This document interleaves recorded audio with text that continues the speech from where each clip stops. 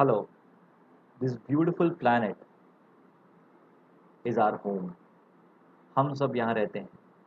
हम सब अपने आप को लिविंग ऑर्गेनिजम्स बोलते हैं.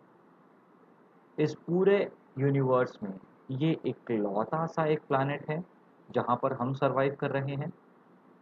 शायद हाँ, शायद ना. इसके बारे में कभी और बात करें, थोड़ी समझ हमारी अच्छी हो जाए तब.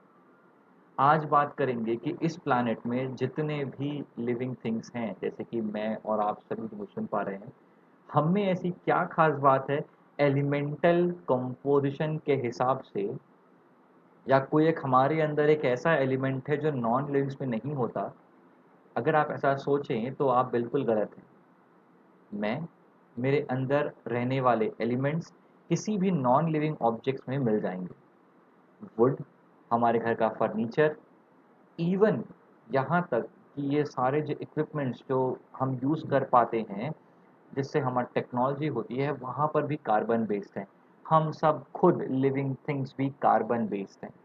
लिविंग थिंग्स के अंदर, लिविंग ऑर्गेनिजम्स के अंदर कार्बन, हाइड्रोजन, ऑक्सीजन, नाइट्रोजन, ये चार एलिमेंट सबसे ज़्यादा मात्रा में परसेंटेज में पाए जाते हैं. तो ऐसी क्या खास बात होती है इन चारों के ऐसे कंपोजिशन में कि कभी कभी लिविंग थिंग्स बन जाते हैं, कभी कभी नॉन लिविंग. तो चलिए अब देखते हैं एक्चुअली में क्या डिफरेंस है नहीं है, क्या है.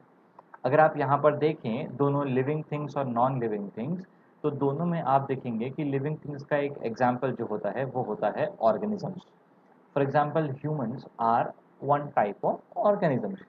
ह्यूमन्स ऑर्गेनिज्म हैं जो बनते हैं ऑर्गन से, ऑर्गन बनते हैं टिश्यू से, टिश्यू बनते हैं सेल से.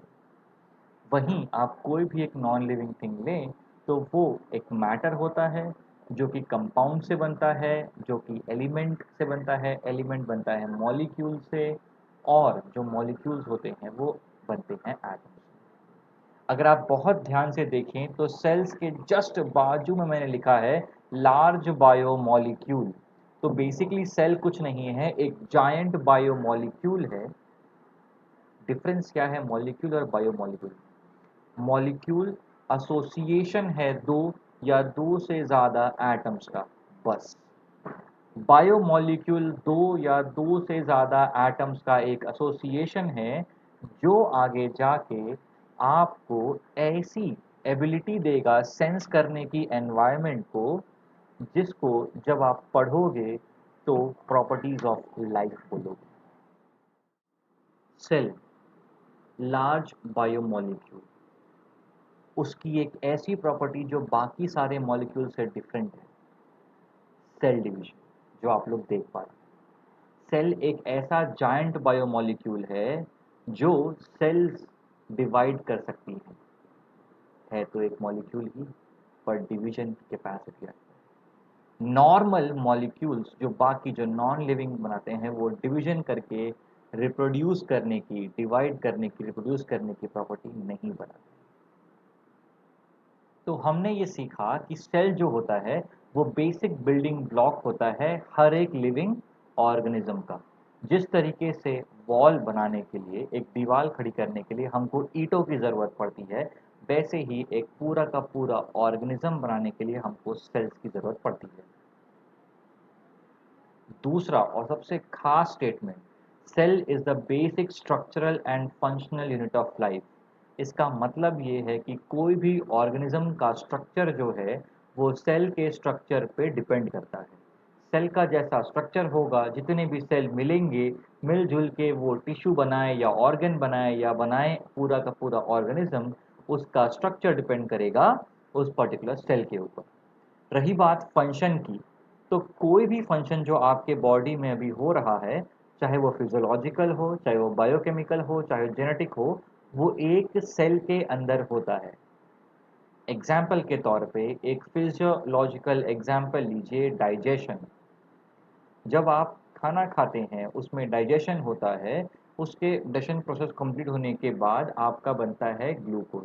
आप कुछ भी खाना खाइए, आपकी बॉडी उसको ब्रेक कर करके ग्लूकोज में कन्वर्ट कर लेती है.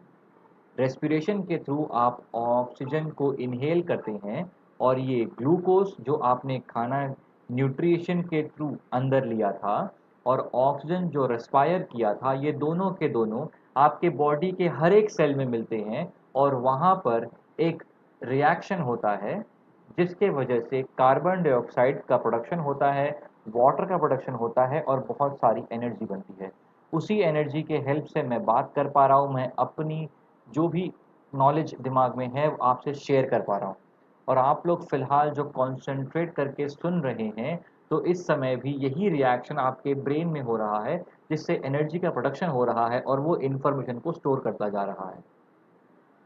सारा का सारा कुछ, चाहे वो स्ट्रक्चरल एस्पेक्ट हो या फंक्शनल, सेल टेक केयर करता है।